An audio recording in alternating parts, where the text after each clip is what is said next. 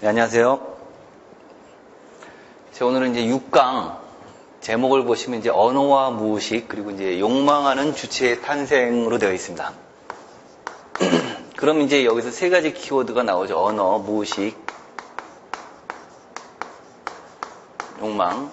이제 지난 시간에 락강의 개념 중에 하나 이제 상상계에 대해서 말씀을 드렸기 때문에 이제 오늘은 이제 상징계에 대한 강의가 될 텐데, 여기서 이제 언어란 말은 지난번에 말씀드렸듯이 상상계적인 요소를 상당히 포함하고 있습니다. 즉 언어의 의미적인 차원은 상상계가 되는 것이고, 락강이 언어라고 했을 때 상징적 질서 혹은 형식적 질서라고 얘기했을 때는 시니피앙의 논리를 통해서 이것을 설명합니다.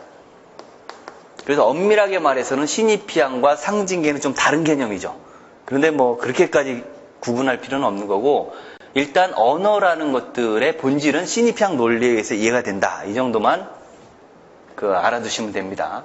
그럼 이제 왜 무의식이 언어와 관계가 있느냐? 락강은 언어의 구조가 곧 무의식이다라고 얘기를 합니다.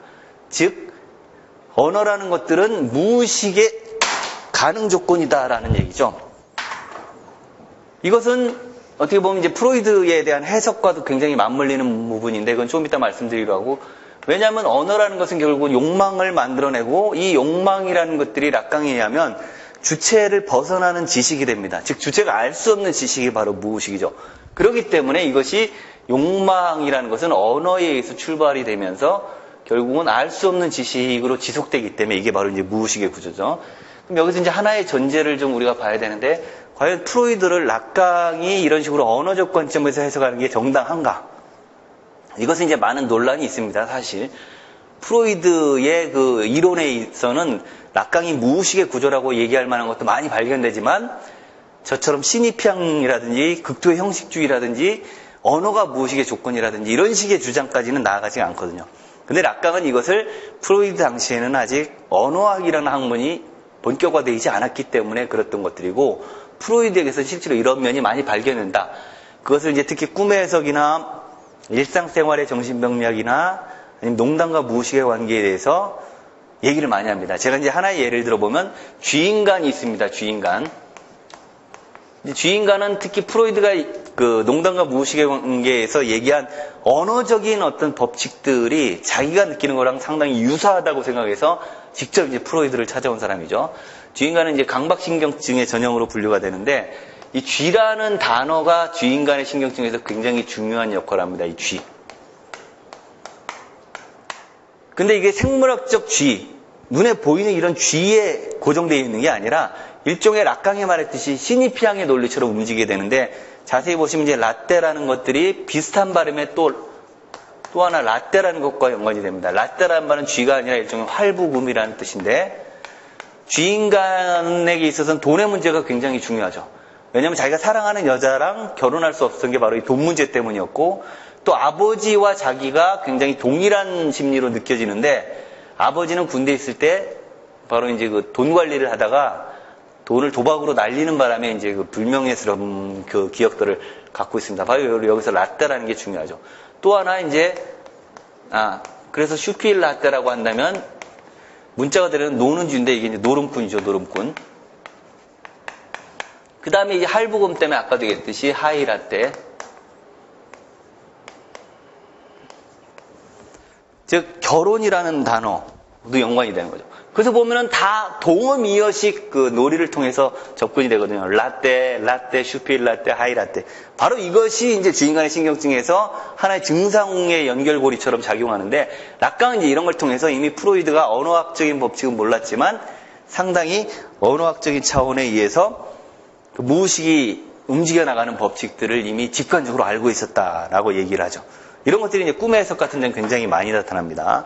그래서 이제 논란의 여지는 있지만, 락강의 무의식 개념은 언어학 자체에다가 정신 분석을 환원시키는 게 아니라 무의식이 어떤 식으로 욕망의 구조를 기표의 논리에 의거해서 펼쳐나가는가. 이것은 기표의 다의성을 전제로 하죠. 지금처럼 라떼가 쥐만이 아니라 돈을 의미할 수도 있고, 노름을 의미할 수도 있고, 하이라떼를 의미할 수도 있고, 이런 관계들을 좀 염두에 두면서 오늘 이제 강의를 하려고 합니다. 예. 근데 락강은 이렇게 이제 단순한 말장난이나 말실수가 아니라 프로이드가 발견했던 무의식, 그리고 성충동, 오이디푸스 콤플렉스 이 전반을 이제 다 언어적인 차원으로 해석을 하죠. 이건 언어학을 통해서 정신분석을 재구성한다는 의미가 아니라 인간의 고유한 현실을 언어의 입각에서 보려고 하는 것들이죠. 사실은 우리는 지난번 상상기에서도 말씀드렸지만 일단 그 문화 그리고 학습, 언어를 경험한 이상은 완전한 의미의 자연이라는 건 우리한테 존재하지 않습니다. 항상 뭔가 매개가 돼서 하다못해 표상을 매개해서 자연을 바라본다든지 아니면 언어를 매개해서 자연을 바라본다든지 사람 사이의 관계도 그렇죠. 여자와 남자라는 우리가 이제 기표적인 법칙이 있으니까 여자와 남자는 뭐 애정관계를 가져야 된다. 둘이 친구가 될 수 있을까? 막 이제 이런 식으로 얘기를 하는 거고 아버지, 어머니라는 예를 들어 근친상간의 법도 이런 가족관계를 매개해주는 질서 그 질서의 가장 기본은 다 언어로 환원이 되죠. 이런 것들 속에서 살기 때문에 언어를 뺀 우리 삶은 상상을 할 수가 없다는 것들이죠. 여기서 무의식을 만약에 언어나 문화와 무관한 어떤 순수 본능의 막 저장고처럼 해석을 하면 생물학과 정신분석이 달라질 게 하나도 없어요. 그런 의미의 무의식은 중요하지가 않죠. 락강은 프로이드가 이미 무의식을 얘기했을 때 가장 중요한 핵심으로 억압을 얘기했단 말이죠. 억압. 억압은 의식에 들어오기 싫어하는 것들을 이렇게 지워버리거나 쫓아내버리는 그런 행위인데 이 억압을 하는 건 우리가 사회 속에서 살기 때문에 그리고 이 사회적 관계가 바로 이제 언어라는 질서에 의해서 매개가 된다. 그래서 언어는 단순히 도구가 아니죠. 실제로 어떤 언어의 도구를 사용하느냐에 따라서 세계를 보는 창에 가깝습니다. 창. 실제로 이런 것들이 임상적인 실험에서도 많이 증명이 되는데 긍정적인 말을 많이 할수록 몸의 에너지도 되게 긍정적이 됩니다. 뭐 예를 들어 젊다, 기운차다, 뭐 희망적이다 이런 얘기를 이렇게 하는 것과 늙었다, 힘들다, 괴롭다 이런 얘기를 자주 하는 것이 몸에 주는 변화도 되게 크거든요.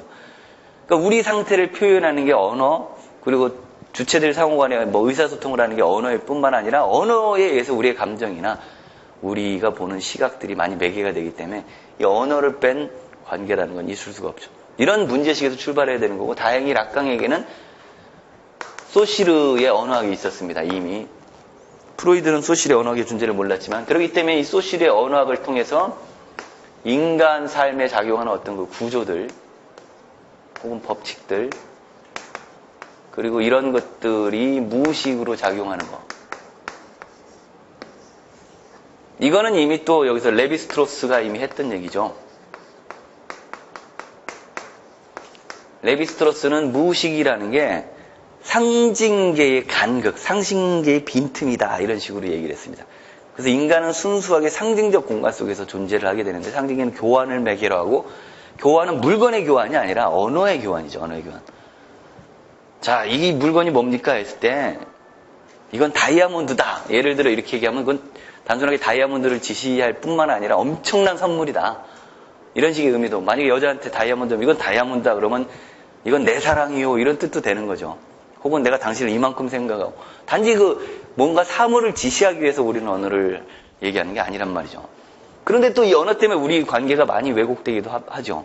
왜냐하면 내 진심이라고 어떤 얘기를 했는데 상대가 그걸 전혀 다른 의미로 이렇게 받아들일 수가 있습니다. 아니면 내 생각과 무관하게 언어가 표현이 되는 경우도 있죠. 예를 들어 이제 멋쩍은 경우들이 굉장히 많잖아요. 나는 이렇게 분위기 좋으라고 얘기를 했는데 들어놓고 보니까 뭔가 그냥 썰렁해지고 갑자기 이런 얘기는 하면 안 됐다라는 나도 모르게 언어가 나오면서 그 분위기를 그게 싸하게 만드는데 그건 왜냐면 언어가 내 것이 아니기 때문에 언어는 이미 관계 속에서 우리 상호간의 소통을 매개해주는 일종의 자율적 질서일 수도 있다는 거죠. 이것이 바로 구조주의자들이 주목한 점이에요. 인간의 내면 세계, 경험, 그리고 인간의 의지가 중요한 게 아니라 실제로 인간의 의지와 무관한 자율적인 제3의 질서가 우리 삶을 규정을 하고 있다. 그것이 바로 이제 그 구조가 될 수도 있고 체계가 될 수도 있고 어떤 차이가 될 수도 있고 이런 것들이 이제 구조주의의 주목인데 그 구조주의는 이미 소시르의 그 언어학의 영향을 많이 받았죠. 락강 역시도 이러한 분위기에서 이제 무의식에 대해서 접근하는 거죠. 그러니까 프로이드를 완전히 뭐 뒤바꾼 게 아니라 사실은 프로이드의 무의식 이론을 이제 21세기로 넘어가는 그 시점에서 재개조했다라고 보면 되는 거고 그때 이제 락강이 유력하게 삼은 무기가 바로 철학과 언어학입니다. 철학에서는 주체 개념을 빌려오죠. 주체. 그 다음에 언어학을 통해서는 은유라든지 환유라든지 이런 걸 무의식의 법칙으로 얘기를 합니다. 프로이드는 꿈에서 압축과 전치를 무의식의 법칙으로 얘기를 했는데 이 압축과 전치를 락강은 이제 은유, 환유로 이렇게 바꿔서 자기 나름대로 설명하죠. 자기 나름대로란 말은 언어학자들이 얘기하는 은유, 환유가 아니라 자기식으로 정의를 통해서. 그래서 락강은 순수하게 언어학자가 아니라 언어적인 것을 매개로 해서 어떤 정신분석이 관할하고 있는 이 욕망과 무의식의 그 장을 나름대로 규명을 해보려고 합니다. 그래서 전면적인 재해석에 들어가는 것들이죠. 이런 것들을 좀 우리가 이해하면서 락강이 왜 언어에 이렇게 중요성을 부여하는지, 그리고 이러한 중요성은 단지 락강만이 아니라 프로이드가 이미 농담 같은 것에서 많이 규명을 했죠. 지난번에도 이제 언뜻 말씀드렸듯이 망각, 그리고 말실수, 농담에서 이렇게 표출되는 말실수, 이런 것들이 이제 교묘하게 자신의 숨겨진 의중을 전달하거나 아니면 자신의 의도를 감추는 데도 많이 사용되죠. 예를 들어 내가 당신을 사랑합니다 라고 얘기하는 것보다 당신은 나한테는 뭐 어떤 말로도 표현할 수 없는 존재다 이렇게 얘기하는 게 더 여러 가지 뜻을 전달해 줄 수가 있어요. 이런 것들을 좀 염두에 두면서 이제 언어와 무의식을 볼 텐데, 먼저 이제 오이디푸스와 언어적 무의식입니다. 프로이드의 이론에서 1897년에 처음 그런 얘기를 언급하는데, 플리스한테 보낸 편지에서 이제 나는 내 스스로의 어린 시절의 꿈, 그리고 내가 가진 여러 가지 신경증적 증상을 분석해 본 결과 나한테 무의식적인 소망이 어렸을 때부터 확고하게 있다는 걸 알았다. 근데 그 무의식적 소망이 뭐냐면 바로 아버지에 대한 질투와 어머니에 대한 사랑. 그리고 이것이 바로 소포클레스가 이제 소포클레스가 오이디푸스 대왕에서 표현했던 오이디푸스 이야기와 상당히 흡사하다. 그래서 이걸 이제 오이디푸스 컴플렉스라고 이름을 붙이면서 오이디푸스 컴플렉스야말로 이제 신경증의 핵이다. 정신분석은 신경증을 다루는데 그 신경증의 핵이 오이디푸스 컴플렉스라면 이제 굉장히 중요하죠. 그래서 이제 아이는 오이디푸스 컴플렉스를 거치면서 성차를 갖게 되고 주체로서 태어나게 되는데, 바로 이게 남근기 아이가 오이디푸스를 이제 경험할 때 제일 중요한 것 중에 하나가 이제 남근의 역할입니다. 남자아이는 남근을 가지고 있다라고 생각해서 이걸 지켜야 된다. 반대로 여자아이는 남근이 없기 때문에 이걸 갖고 싶다. 그래서 여자아이는 남근 선망,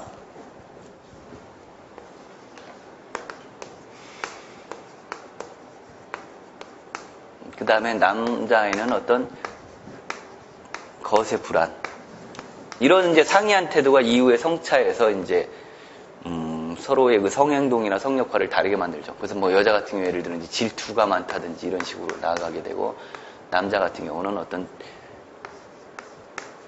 지배적 관계를 유지하려고 합니다. 자신이 남근을 가지고 있는 존재라는 걸 과시하고 싶어서, 특히 여자에 대해서 이제 이런 것들을, 왜냐하면 그걸 인정하는 순간 자신은 아무것도 아니가 되니까 이제 자신의 남근을 보여주려고 하는 것들이죠. 이런 식으로 돼가지고 실제로 이제 그 약간의 생물학적인 경향성의 차이들이 존재를 해요. 그러니까 해부학적인 면에서, 왜냐하면 남근이 있다 없다는 이 해부학하고 이제 관계가 있죠. 겉으로 드러나 보이는 아기 때의 그 성기와 그렇지 않은 성기. 그러니까 여자아이는 이 당시에 아직 그 질에 대한 어떤 개념이 아직 없습니다. 이 당시 이제 사춘기 이후에나 이런 게 생기니까 이거 대신에 남근이 있다 없다 이런 논리로 이제 가게 된다는 것들이고, 근데 이것이 사실은 되게 생물학적이면서도 단순한 논리가 될 수 있어요. 뭐 아이가 이렇게 해부학적인 것들에 이렇게 집착을 해서, 그리고 남자아이는 막 우월감을 가지고 여자아이는 막 열등감을 가지면서 어떻게 남근을 가져볼까 이렇게 되고, 그러다 보니까 이제 많이 특히 페미니즘이나 막 이런 데에서 굉장히 비판을 많이 받게 되죠. 프로이드는 지나치게 이게 가부장적이고 남자 중심적이고 이런 면이 없지는 않죠. 그래서 락강은 이것을 이제 언어학으로 해석을 하는데, 락강은 이제 결론적으로 얘기하면 이런 그 성기의 유무, 남근의 유무를 둘러싸고 아이가 겪게 되는 어떤 그 불안감이나 질투, 사랑의 감정이 아니라 한마디로 아이가 상징계로 들어와서 말하는 주체로 태어나는 과정이 오이디푸스다 이렇게 바꿔버리죠. 즉 언어적 존재가 돼서 남자 여자 할 것 없이 드디어 이제 주체가 되는 거예요. 그래서 원래 주체가 우리가 이렇게 S 원래 주체가 있다는데 원래 주체라는 건 존재하지 않습니다. 왜냐하면 주체라고 말하는 순간 이미 우리는 언어적인 규정성에 들어오게 되는 것들이죠.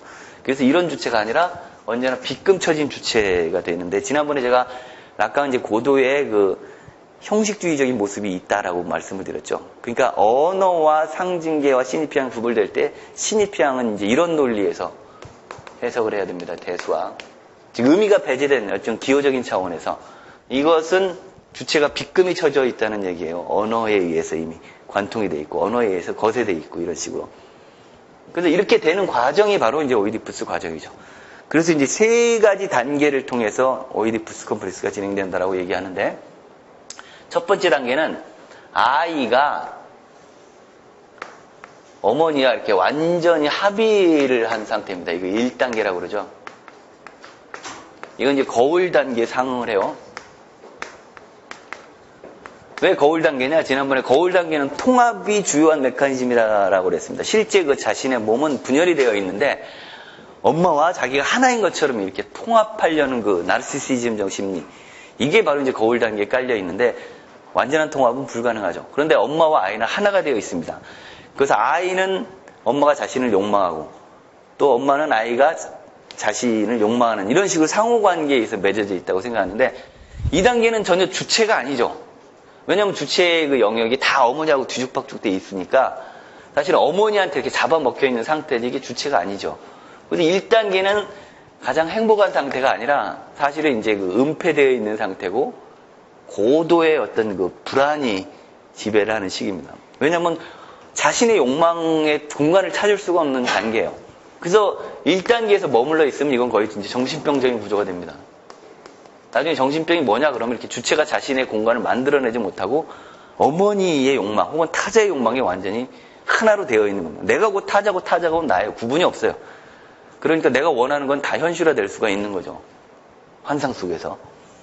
그래서 1단계에서는 아이는 어머니에게 전부이다라고 스스로 생각합니다. 즉 아이는 자기가 남근이다라고 생각을 하죠. 어머니의 결여를 채워주는 남근이 바로 자기다. 아이는 내가 남근을 가지고 있다, 남자아이처럼, 이게 아니라 여자아이건 남자아이건 할 것이 나는 어머니의 남근이다 이렇게 생각을 한다는 거예요. 그래서 남근인데 남근이기만 하면 문제가 없죠. 근데 어느 순간 이 지위가 자꾸 위협을 받아요. 아버지라는 존재 때문에. 그러니까 내가 남근일까 아닐까 이런 이제 불안감에서 늘 고민하는 거죠. 그래서 1단계를 이제 한마디로 요약하면 그 햄릿에 나오는 대사를 가지고 to be or not to be. 내가 남근이냐 아니냐. 락강의 오이디푸스 해석에서 제일 중요한 건 여자아이 남자아이 구별을 완전히 없앴다는 거예요. 똑같아요. 이게 주체와. 그러니까 훨씬 설득력이 있는 거죠. 프로이드처럼 여자아이는 이러이러한 과정을 거치고 남자아이는 이러이러한 과정을 거치고 되게 복잡하게 해석을 하다 보면 생물학적인 어떤 것을 끌고 들어간다는 비판에서 자유로울 수가 없는 거죠. 그래서 1단계에서는 아이한테 최대 관심사가 어머니의 남근이 되는 거고, 어머니의 남근이 된다는 것은 무언가 어머니나 아이나 둘 다 결여가 되어 있다는 얘기예요. 결여가 안 돼 있으면 굳이 상대를 필요로 하지 않죠. 자기가 완전한 존재면 나 혼자면 되는 거지 왜 굳이 상대를 통해서 뭔가 이렇게 자꾸 찾으려고 하지는 않기 때문에. 그래서 이 2단계는 보면 이자관계 같지만 사실은 어머니와 아이의 이자관계를 매개해주는 뭐 제3의 뭐가가 있죠. 이거는 남근이에요. 남근. 남근을 통해서 아이는 내가 어머니의 남근이다. 어머니는 자신이 아이의 남근이다. 근데 이 남근은 사실은 이런 식으로 상상적 관계는 존재할 수가 없죠. 남근은 아버지가 갖고 있는 거예요. 그러다 보니까는 이 남근이 어떻게 보면 상상적 작용 속에서 자리 잡고 있는 남근이기 때문에 이제 그래서 소문자 P를 써서 그리스 문자 P를 써서 상상적 남근이다라고 그러죠. 상상적 남근이란 말은 남근이 아님하고 통하는 거예요. 근데 남근이라고 믿고 있는 거죠. 바로 거울 단계는 이런 식으로 착각을 하게 만들어요. 나는 모든 사람에게 사랑을 받고 있어. 이게 이제 스포트라이트 효과인데 자기가 조금 이제 잘 차려입고 길을 나서면 다 남들이 자기를 멋있다라고 볼 거라고 착각을 하죠. 왜 착각을 하냐면 실제로 남들은 그렇게 자기를 주목하지 않아요. 자기가 막 노래를 한다든지 튀는 행동을 하지 않는 이상 길에 아무리 다녀도 모르죠. 이렇게 거의 벌거벗듯이 이렇게 다니면 좀 모르겠지만 이게 이제 스포트라이트 효과인데 우리가 이제 뭐 강의하거나 이렇게 회의 같은 거 할 때 뒤늦게 들어오면 막 다 자기를 쳐다보는 것 같아서 민망스러울 때가 많은데 실제로는 다른 사람들은 습관적으로 쳐다보는 거지 주목을 전혀 안 하거든요. 이게 이제 자아가 갖는 착각인데 여기서도 나는 어머니는 남군이다라고 생각하지만 사실은 남군이 아니라는 거죠. 그러니까 이게 기만인 거고 자기 소외가 되는 것들이죠. 근데 이게 언제 깨지나 아버지라는 존재가 있어요. 제3의 존재. 자, 이게 이제 중요합니다. 제3의 질서. 구조주의가 강조하는 거는 인간의 의지를 떠난 초월적이고 제3의 영역이 있다. 그게 법이고 언어고 뭐 이런 식으로 얘기를 하는데 락강도 제3의 질서가 있죠. 그걸 아버지가 대표해요. 아버지가. 어머니가 아니라. 그래서 나중에 아버지는 대타자와 동일시됩니다. 여기서 이제 그 유명한 대타자가 나오죠. 대타자, 소타자. 왜 소타자냐? 왜 대타자냐? 소타자는 여기서 아이가 바라보는 대상이에요. 엄마 혹은 아빠 이렇게 상상적으로 보는 대상이 소타자인 거고 대타자는 아이의 의지를 떠나 있는 제3의 어떤 존재. 그래서 대타자죠. 이거 두 개가 철저히 구분됩니다. 대타자가 상징계에 속한다면 소타자는 상상계에 속하는 그런 거죠. 그래서 아버지라는 존재가 어머니는 아이에게 속하지 않는다는 걸 계속 보여주죠. 어떤 식으로 드러나면 일상생활에서 어머니와 아이를 이렇게 분리하는 식으로 아무리 어머니가 아이를 사랑한다 하더라도 24시간 데리고 있을 수는 없는 거죠. 어느 순간 떼어놔야 되고 이럴 때 아이는 어머니한테 분리를 경험하는데 그 원인으로서 설정되는 게 이제 아버지라는 거죠. 아버지. 실제 아버지가 존재하지 않아도 됩니다. 뭐 홀어머니가 키우더라도 아버지 역할을 하는 누군가 제3의 대타자가 있으면 그게 아버지가 되는 거죠. 이게 구조적인 오이디푸스 해석의 구조로서 아버지의 역할, 어머니 역할, 아이의 역할을 나눠서 설명하니까. 그래서 여기서 이제 아이가 상상력 남근을 가지고 있다는 거. 왜? 아버지가 진짜 남근을 갖고 있으니까. 이게 상상대로 들어가죠.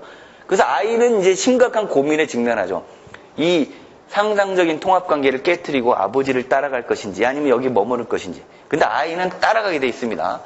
왜냐하면 이 속에서는 자신의 숨쉴 공간이 전혀 없기 때문에 아버지라는 질서를 통해서 이것이 이렇게 분리가 돼야 됩니다.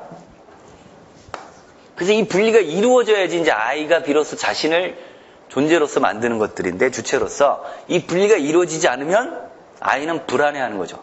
그래서 언뜻 생각하면 우리는 뭔가 우리가 잃어버렸기 때문에 억압되어 있기 때문에 불안한 것 같은데 실제로는 그 억압이 일어나지 않으면 불안해지는 거죠. 왜냐하면 우리는 완전함을 감당할 수가 없는 존재인데 뭔가 완전하게 우리를 그냥 휘어잡고 있으면 숨이 막히는 거예요. 내가 생각하는 게 내 생각이 아니라 모든 게 다 어머니에 의해서 좌지우지 된다고 생각을 해봐요. 이건 사랑이 아니라 자기가 숨쉴 공간이 없는 그래서 이제 불안감을 갖게 되는 거죠. 꼬마 한 3살에 그게 잘 나타납니다. 아버지가 있지만 아버지가 강력하게 어머니와 자기를 갈라주는 어떤 일종의 그 거세자 역할을 하지 못하기 때문에 아이는 이제 굉장히 불안감에 시달리고 그 불안감을 견디지 못하니까 아버지라는 존재를 말로써 투사를 해서 말에 대해서 공포심을 갖는 거예요. 공포심을 갖는 이유는 공포심은 견디기가 쉽죠. 왜냐하면 그 대상만 피하면 되니까. 불안과 공포의 차이는 뭐냐면 불안은 대상을 모른다는 거죠. 그게 사람한테는 견디기가 힘든 거예요. 내가 5분 앞에 나한테 무슨 일이 엄청난 일이 일어날 것 같은데 그게 무슨 일인지를 모르면 사람은 견디지를 못합니다. 근데 5분 후에 한 10대는 맞아야 된다고 마음의 준비를 할 수가 있어요. 그건 견딜 수가 있는데 맞을지 죽을지 아니면 용서를 받을지 더 끔찍한 일이 일어날지를 모른다고 한다면 이게 이제 견디기가 힘들죠. 그럼 나중에 이제 락강이 그런 비유를 드는데 사마귀의 비유를 들어요. 사마귀. 실제로 저 어렸을 때 사마귀를 좀 본 적은 있긴 한데 사마귀가 이렇게 잡아먹는 건 못 봤어요. 근데 그 사마귀가 교미가 끝나면 암사마귀가 이제 숫사마귀를 이렇게 먹는다라고 그래요. 그래서 이제 그걸 영양분으로 삼아서 이제 새끼를 이제 키우는데 내가 사마귀예요. 근데 저쪽에 암사마귀가 큰 게 다가와요. 근데 내가 숫사마귀인지 암사마귀인지를 모르는 상태예요. 만약에 암사마귀면 저것이 나를 이제 안 건드릴 텐데 내가 숫사마귀면 잡아먹힐 수 있죠. 이런 상황을 락강은 불안이다라고 얘기하죠. 자기가 어떤 것에 직면할지 모르는 이런 상황. 근데 이것은 거세가 일어났을 때 일어나는 게 아니라 거세가 일어나지 않을 때 일어나게 됩니다. 완전한 어머니라는 존재에 이렇게 사로잡혀 있기 때문에. 그래서 아버지는 사실은 거세를 수행하면서 아이한테 괴로움을 주는 존재 같지만 아이의 구원자로 들어오죠. 바로 이게 이제 오이디푸스 2단계입니다. 그래서 2단계에는 아버지가 들어오는데 중요한 게 아버지라는 존재가 불쑥 들어오는 게 아니라 어머니에 의해서 지시가 된다는 거죠. 지시. 즉 어머니는 이제 더 이상 아이가 자신의 남근이 아니라 남근이 저 너머에 아버지한테 속해 있다는 걸 얘기를 하게 되는데 여기서 이제 아버지가 등장하는데 아버지는 이제 법으로 등장합니다. 불어로 루아, 대문자 루아예요. 법. 왜 대문자냐? 특별한 법이 아니라 아버지는 둘의 이게 통합관계가 있을 수 없다라는 걸 이렇게 선포하는 그런 사람이거든요. 그래서 중요한 건 뭐냐면 이 아버지라는 것은 실제의 아버지가 아니라 이제 일종의 상상적 아버지고 어머니에서 지시되는 아버지고 그리고 상상적 아버지가 저것을 수행하게 될 때 이제 바로 이제 상징적 아버지로 바뀌게 되는 것들이죠. 이 아버지가 수행하는 게 바로 거세입니다. 그래서 프로이드한테는 이 거세라는 게 일정 정도 실제로 내가 절단이 될까 되지 않을까. 절단이라는 말은 좀 그런데 약간의 진짜 그 거세 컴플렉스적인 상황이 있어요.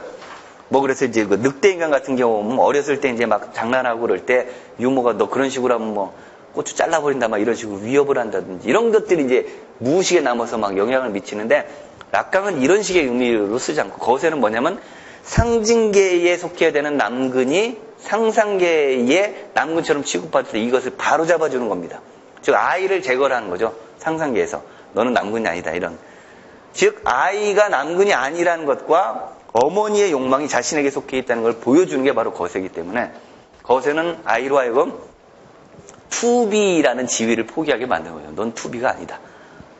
투비가 아니라는 거죠. 투비. 그래서 상징적 거세입니다. 거세는 철저하게.